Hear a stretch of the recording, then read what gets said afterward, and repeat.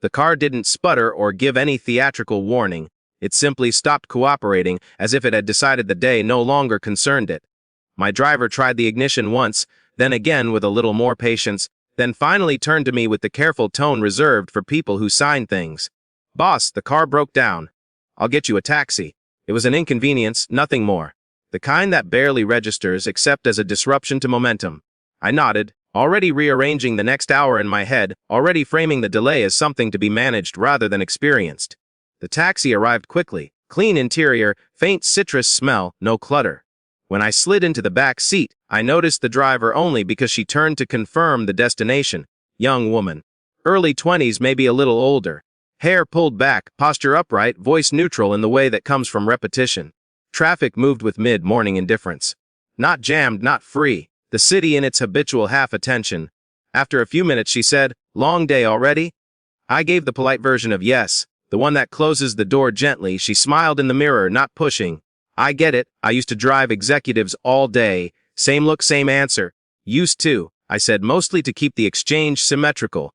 "Yeah," she shrugged, eyes still forward. "Big company contracts, corporate accounts, good money, predictable routes." There was no bitterness in her voice, just a factual inventory of what had been. "What happened?" I asked, not because I needed to know, but because silence can feel like judgment in a confined space. "It didn't work out," she said. Then, after a beat, "The boss's wife fired me." That was unexpected enough to register. Still, it sounded like one of those stories that circulate everywhere, power exercised casually, explanations offered thinly, life redirected without ceremony. She continued, not checking whether I was listening. She said I was too familiar, smiled too much, asked how her day was going, that kind of thing. I watched the back of her head in the mirror. Her hands were steady on the wheel. "They called it a professionalism issue," she added.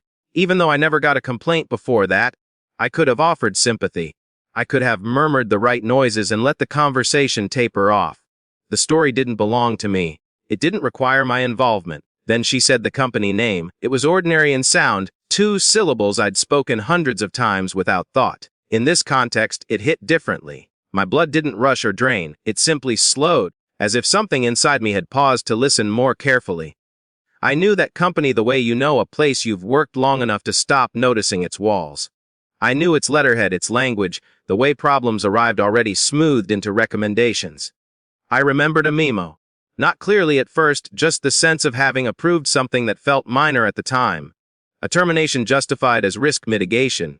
A complaint that came not from a client, but from an internal stakeholder. I had not asked which one.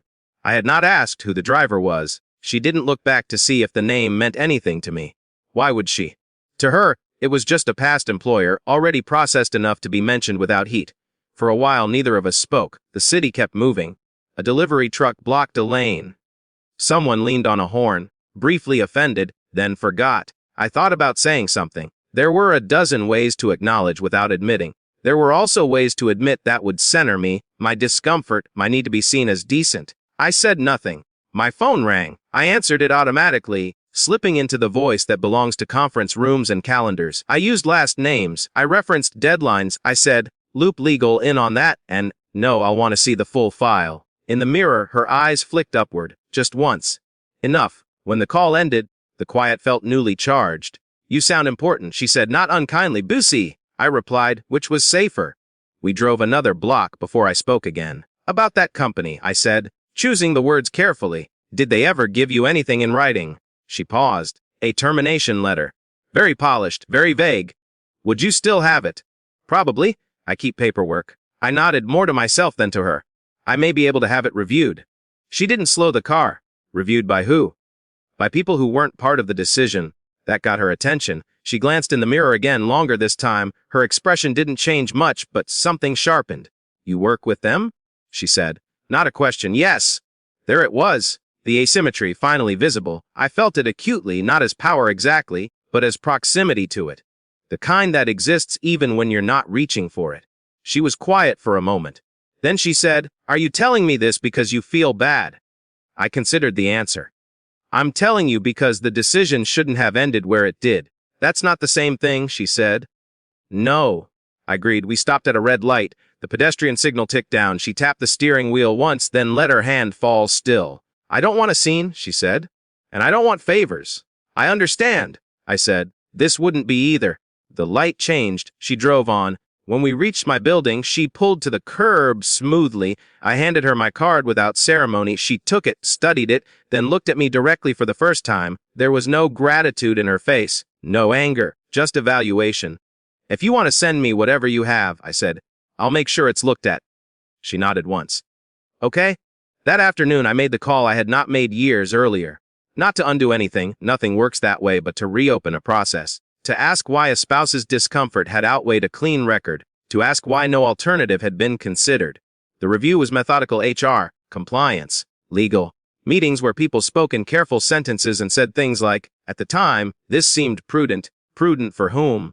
I asked, and let the silence do the work. The file told its story slowly. No documented complaints, no warnings issued. No policy violations clearly cited, influence exerted without accountability. 2 weeks later, the findings circulated. Procedural failure, inadequate documentation, undue influence. The language was still corporate, still restrained, but it no longer pretended neutrality. An offer was drafted, back pay, a formal acknowledgement, the option to return under a different reporting line, or to accept compensation and closure. I did not deliver it myself. That mattered.